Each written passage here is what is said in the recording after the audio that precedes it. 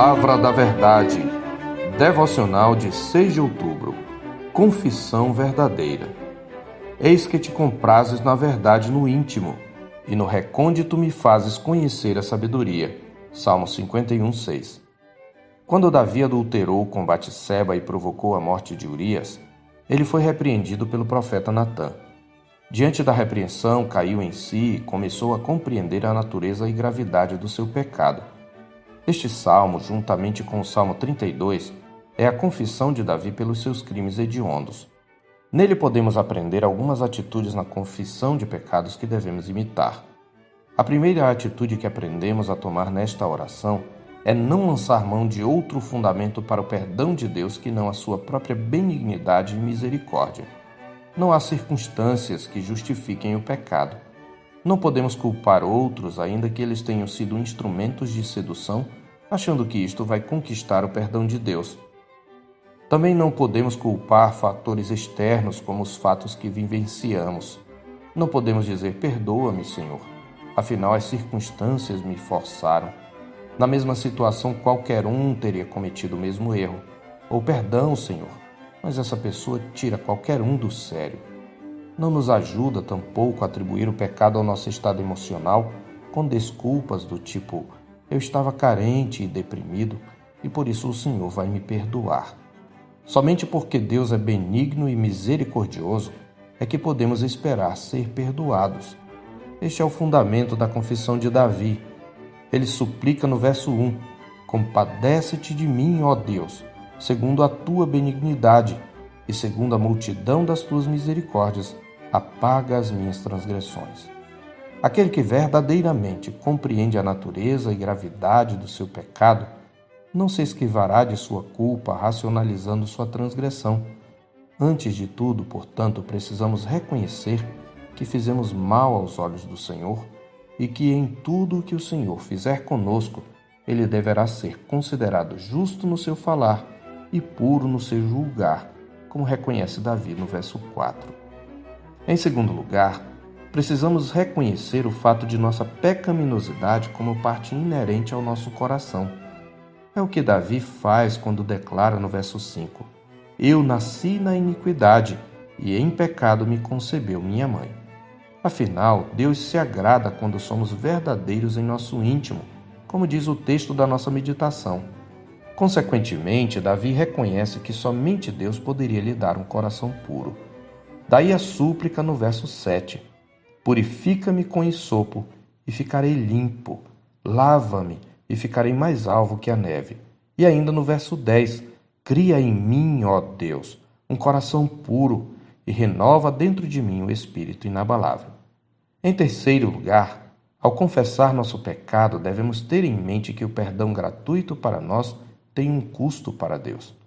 Vivendo no contexto da velha aliança, Davi reconheceu a necessidade do sacrifício propiciatório de uma vítima inocente em lugar do pecador, quando declarou no Salmo 32, verso 1, bem-aventurado aquele cuja iniquidade é perdoada, cujo pecado é coberto.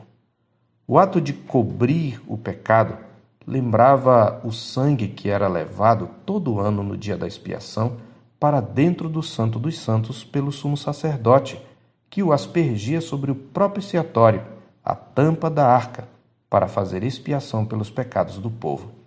O sangue cobria todo o propiciatório e a lei transgredida que estava no interior da arca. Deus já estava ensinando que sem derramamento de sangue não há remissão, como mais tarde a Escritura ressalta em Hebreus 9, 22. Esta verdade se cumpre plenamente em Cristo e sua obra, conforme o Evangelho. Assim, quando confessamos nossos pecados a Deus, devemos ter em mente que um coração puro só é possível, antes de tudo, pela obra expiatória de Cristo, que na cruz carregou nossas transgressões, pois somente o seu sangue nos purifica de todo o pecado, isto é, de toda a culpa. E esse sacrifício substitutivo de Cristo é aplicado ao coração do pecador pela ação soberana de Deus através do lavar regenerador e renovador do Espírito Santo. A confissão é um ato pelo qual trazemos à memória não apenas o pecado confessado, mas todo o passado sem Cristo que ele nos lembra, bem como a ação da graça soberana de Deus. Pois nós também outrora éramos nécios, desobedientes, desgarrados, escravos de toda sorte de paixões e prazeres, vivendo em malícia e inveja, odiosos e odiando-nos uns aos outros. Quando, porém, se manifestou a benignidade de Deus, nosso Salvador, e o seu amor para com todos, não por obras de justiça praticadas por nós, mas segundo sua misericórdia, ele nos salvou mediante o lavar regenerador e renovador do Espírito Santo, que ele derramou sobre nós ricamente por meio de Jesus Cristo, nosso Salvador, a fim de que, justificados por graça, nos tornemos seus herdeiros segundo a esperança da vida eterna. É o que está escrito em Tito 3, de 3 a 7. Portanto, dependemos totalmente de Deus para ter um coração puro e devemos recorrer a Ele com todas as nossas forças. Sem um coração puro, o justo perde a alegria da salvação, sentindo-se banido da presença de Deus a quem ele ama. Por isso Davi ora: restitui-me a alegria da tua salvação e sustenta-me com um espírito voluntário, no verso 12. Com um coração puro, o crente pode ser um mestre no caminho da justiça, um exemplo para outros, como Davi diz no verso 13: então ensinarei aos transgressores os teus caminhos, e os pecadores se converterão a ti. Por isso, além de confessar, é preciso suplicar a Deus pela transformação do coração. E, finalmente, quando confessamos a Deus nossas transgressões com essas atitudes, precisamos reconhecer que, para Deus, um coração quebrantado agrada mais do que a multidão de sacrifícios. Não há nada mais agradável a Deus do que um coração quebrantado e contrito, como Davi reconhece nos versos 16 e 17. Oremos para que Deus nos ensine a ter as atitudes certas ao confessarmos a Ele nossos pecados. Oremos também para que Ele nos dê um coração sincero, que saiba identificar e reconhecer os próprios pecados e colocá-los diante do seu altar, não nos apegando a nada mais do que a multidão de suas misericórdias manifestadas em Cristo. Eu sou o pastor Marcos Augusto, pastor da Terceira Igreja Presbiteriana de Boa Vista, em Roraima.